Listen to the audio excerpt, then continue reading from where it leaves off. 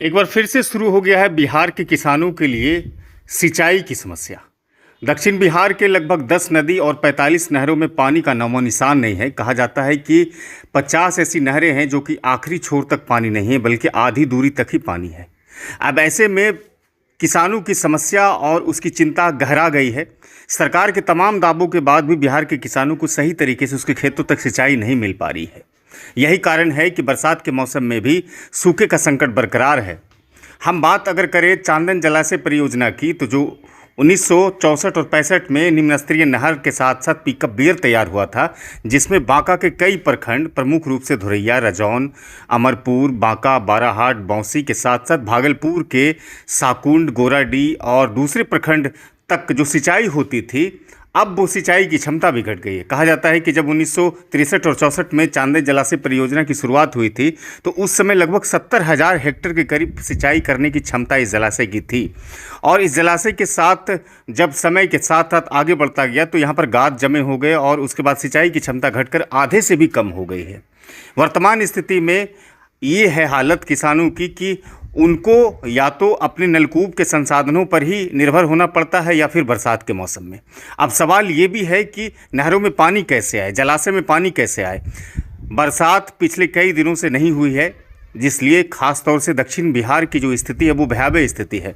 किसान के खेत जिसमें रोपाई की गई है धान, वो फटकर दरार लग चुके हैं। हम आपको आज बबूरा, भतुआचक, कासमपुर वाली नहरों के बारे में बताएंगे कि यहाँ किसानों के बयानों से उसके दर्द को समझने की कोशिश करिए कि किसान किस तरह से सूखे की संकट को झेल रहे हैं। सभी किसानों के पास, छोटे किसानों के पास जो होते हैं नलकूप के साधन नहीं होते, वो दूसरे नलकूपों पर आश्रित होते हैं। चूँकि विद्युत की इतनी खस्ता हालत है जो कि 24 घंटा बिजली नहीं मिल पाती है, जिसके कारण से सिंचाई नलकूपों के माध्यम से नहीं हो पाती है। दूसरी बात है कि जिस तरह से नलकूप का इस्तेमाल हो रहा है, वो कहीं ना कहीं जो भूगर्भ में जलस्तर है वो नीचे काफ़ी जा चुका है। सर्वप्रथम आपके चैनल सिटीजन टाइम को बहुत बहुत धन्यवाद कि हम गरीब निर्धन किसानों की समस्या को सुनने आप खेत नहीं ये देख रहे हैं कैमरा के माध्यम से कि जहां आज तैर कर पार होना चाहिए था, वहां सूखे नहर में हम खड़े हैं। तो महोदय, जब नहर की ये स्थिति है जिसमें कि लोग इस समय में नहाते थे, पशुएं नहाते थे, पानी की धाराएं चलती थी, वहाँ ये स्थिति था। हमारे खेत की तो स्थिति ऐसी है कि अभी जानवर, पशु और हम लोग खुले पैर दौड़ रहे हैं। खेत में दरारें पड़ गई है। और नहर की जिसकी चर्चा के आज हम कर रहे हैं और आप महोदय आए हुए हैं, तो आज से 20 वर्ष पूर्व जाइए महोदय, यही नहर था कि 24 घंटे के अंदर जो है संज्ञान लिया करते थे विधायक जी, और पानी 24 घंटे में डीप पॉइंट पुंसिया से पानी यहाँ पहुँचता था, चाहे एकोरिया डैम से यहाँ पहुँच जाया करता था। और यही नहर है कि आज पूर्वा नक्षत्र में हम लोग किसान और मीडिया कर्मी इस नहर के अंदर खड़े होकर के हम लोग सूचना समाचार प्रेषित कर रहे हैं, सरकार तक अपने संदेश पहुंचा रहे हैं। जी, ये दुर्भाग्य है। दुर्भाग्य है। आपके चैनल के माध्यम से मैं सिंचाई विभाग के वरीय पदाधिकारियों के साथ साथ तमाम, खास करके बिहार के सिंचाई मंत्री और मुख्यमंत्री महोदय को कहना चाहूँगा कि महोदय, बिहार की 84% आबादी जो है ये आपके एग्रीकल्चर पर निर्भर है। उनकी आर्थिक व्यवस्था बिहार के एग्रीकल्चर पर निर्भर करती है।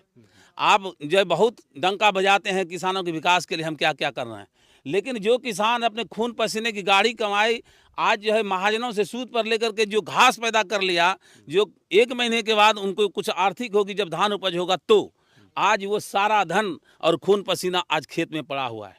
अगर 100 समय सिंचाई नहीं दी गई, नहर में सिंचाई के लिए पानी नहीं दी गई, तो किसान तो इस परिस्थिति में आत्महत्या को मजबूर हो जाएंगे। अच्छा, ये बताइए संजय जी कि सिंचाई कितनी आवश्यकता होती है धान की खेती में। अगर धान आप लगाते हैं, रोपाई करते हैं, तो रोपाई से लेकर के कटनी तक में कितनी मरतबा सिंचाई आपको करना होता है धान की? देखिए, अगर बारिश जिस तरह की अभी नहीं हो रही है, बारिश की अनियमितता है, तो इस परिस्थिति में तो 10-12 बार सिंचाई करनी पड़ती है। नहर उसमें कितनी मरतबा आपको सहयोग करती है? अभी तक कोई भी सहयोग नहर से नहीं हुआ। विगत कई वर्षों से ऐसा है कि नहर के माध्यम से सिंचाई नहीं होता। हाँ, भले है कि बारिश अगर पड़ गई तो नहर में पानी दिख जाता है 2-4 दिन के लिए, लेकिन वर्षा हो तब, वर्षा हो वो पूरी अवस्था में तब वरना नहर में पानी वरना नहीं। नहर में पानी नहीं दिखता है महोदय। जिस तरह आज खड़े हैं इस तरह इससे भी बदतर स्थिति रहती है कि जानवर को पानी पीने के लिए भादों के समय में नहीं तो मिलता। इसमें आप किसान अब ही अपने स्तर से आवाज़ को बुलंद करते हैं या फिर पदाधिकारियों तक पहुंचते हैं? इसके अलावा जो जनप्रतिनिधि हैं आप क्षेत्रीय स्तर पर, चाहे मुखिया की बात कर लें या और भी एमएलए एमपी की बात करें, उन लोगों की क्या सहभागिता या फिर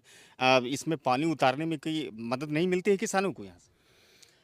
क्या महोदय इस पर चर्चा करें? जो हमारे प्रतिनिधि हैं, चाहे त्रिस्तरीय पंचायत के हों या विधानसभा स्तर के हों या सांसद महोदय हों, किसान की समस्या को रोना रोते जरूर हैं, लेकिन हम सौभाग्यशाली मानते हैं कि आप जैसे पत्रकार हम लोगों के बीच आकर के हमारी दुखड़ा को सुन रहे हैं।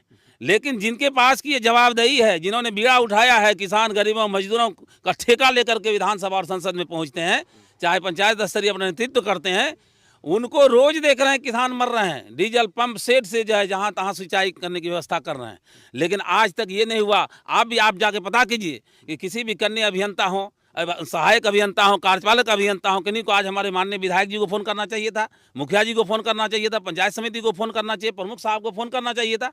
तो वो महोदय आज किसी भी समरसता और सहयोगिता की भावना प्रतिनिधियों में नहीं। आप अपने हाल पर मरिए, उनको अपना वोट बैंक लेना है, अपनी कुर्सी लेना है, अपनी गद्दी लेनी है, बैठ गए। किसान कहाँ हो रहा है, क्या हो रहा है, नहीं हो रहा है, उससे कोई मतलब अच्छा संजय जी, इस इलाके में तो धान की ही खेती मुख्य रूप से आय का स्रोत है, उसकी आजीविका का मेन माध्यम है किसानों का। इस इलाके में तो धान की मुख्य रूप से फसल होती है। जी जी, निश्चित तौर पर हमारी जो मिट्टी की जो भौगोलिक स्थिति है, यहाँ पर धान की ही मुख्य फसल होती है और उतना जो है रबी फसल उत मात्रा में नहीं हो पाता है। हम लोग जितना लगाते हैं शायद कभी कभी उतना हो भी नहीं पाता है। यही एक आधार है हम लोग के जीवन यापन का, जहाँ से कि हम लोग जीते हैं किसी तरह। और उसमें भी ये सरकार, भगवान के साथ साथ सरकार और उसके तंत्र जितने हैं, चाहे वो प्रतिनिधि हैं, उनका जो है -0 सहयोग रहता है।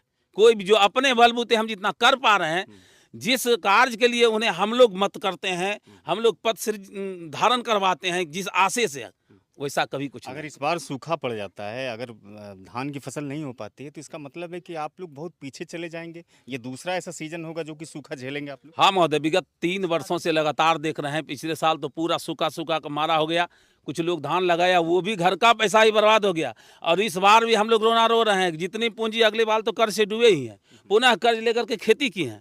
अगर इस बार चला गया तो हम लोगों को जो है आत्महत्या के अलावा दूसरा कोई रास्ता ही नहीं सूझेगा। इसलिए कि सारे कर्ज से इतने दबाव हैं, लोग परेशान है, महाजन भी चलेंगे और हम लोग को उपज होगा नहीं। तो उस परिस्थिति में तो हम एक लोग नौजवान किसान है, क्या नाम है आपका? नीलंबर कुमार। नीलंबर। अच्छा, ये नहरों की स्थिति पिछले कई दिनों से बनी हुई है। हाँ, बहुत दिनों से। हमें लगता है पहले जब हम लोग छोटे थे उस टाइम नहर एक महीने तक चलती थी, और जब से होशियार हुए तो नहर में पानी नहीं देखते हैं। पहले तो लोग जितिया पर्व नहर में नहाने के लिए आते थे, लेकिन अभी जितिया पर्व में नहाने का समस्या हो जाता है, कहाँ जाएंगे नहाने के लिए, नहीं जाएंगे। और रही खेती की, तो इसके लिए पानी के लिए प्रत्येक किसान को तरसना पड़ रहा है कि कहाँ से पानी लाएंगे, या फिर डीजल का पैसा कहाँ से लाएंगे। ये 4 साल से हम लोग लगातार इस तरह देख रहे हैं। सरकार करती है क्या, 2500 दे देती है, उससे क्या हो जाएगा जनता का एक साल में, बताइए। वो पर्याप्त नहीं है। पर्याप्त नहीं है। वो उससे होना चाहिए क्या, सरकार को जो जिधर बाढ़ आ रही है उस पानी को कहीं सूखा क्षेत्र में डैम बना के उसको कुछ दिन के लिए रख दिया जाए, वो और वही पानी को समय पे नहर में छोड़ दिया जाए, वो किसान के लिए पर्याप्त होगा। वो पर्याप्त होगा। हाँ, आप तो काफ़ी नौजवान हैं, यंग जनरेशन के हैं। जब खेती में इस तरह का अभाव देखते हैं, सिंचाई की समस्या देखते हैं या फिर नहरों में जो जल संकट है उसकी समस्या देखते हैं, तो क्या मन करता है? खेती करने का मन करता है या फिर खेती को छोड़ देने का मन करता है? एक तरह से तो पढ़ाई भी कर रहे हैं और खेती भी कर रहे हैं, दोनों। यदि हम लोग की खेती नहीं हो पाएगी तो पढ़ाई नहीं हो पाएगी। तो हम लोग नहीं इस घाट के रहते हैं, नहीं उस घाट के रहते हैं। करे तो करे क्या, मजबूरी आय का मुख्य स्रोत खेती है। खेती से ही प्रत्येक हम लोग को अनाज मिलेगा, पढ़ाई का स्रोत मिलेगा, लेकिन खेती नहीं होगा तो कुछ भी नहीं कर पाएंगे हम लोग। जी जी। तो ये 2 किसान थे, जिसमें कि नौजवान किसान भी थे। ये पढ़ाई भी करते हैं और खेती भी करते हैं, और कहते हैं कि खेती अगर नहीं होगी तो हम भूखे मर जाएंगे, हमारी पढ़ाई जो है वो आगे नहीं हो पाएगी।